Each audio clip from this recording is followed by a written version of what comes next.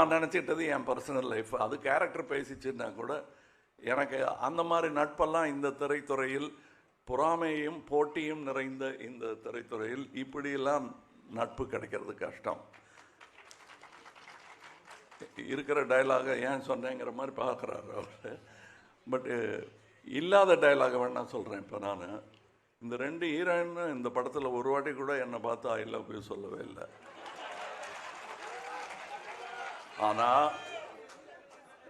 ஆனால் டெய்லி காரத்தால் ஷூட்டிங்க்கு வரும்போது, காலையிலையோ நைட் ஷூட்டிங்கோ எதுவாக இருந்தாலும் என்னை பார்த்து ஐ லவ் யூ சொன்ன ஒரே ஆள் ஜோஜோ தான்.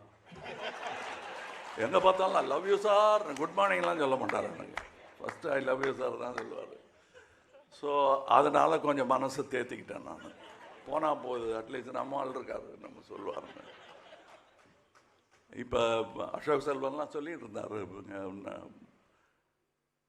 ரொம்ப ஆச்சரியமாக இருந்தது. எனக்கு என்ன ஆச்சரியமாக இருந்ததுன்னா, என்னுடைய ஆரம்ப காலங்கள்லாம் ஞாபகம் வந்தது. பெரிய பெரிய நடிகர்கள்லாம் இருப்பாங்க, பாலச்சந்தர் டைரக்ட் பண்ணிட்டு இருப்பார். ஒரு விஷயம், அந்த டைலாக்கு முன்னாடி எப்போ எச்சி முழுங்கிறது எப்போ முழுங்காமல் இருக்கிறதுன்னு ஒரு டவுட்டு வரும். அதுலேருந்து ஆரம்பிக்கும் என் டவுட்டு.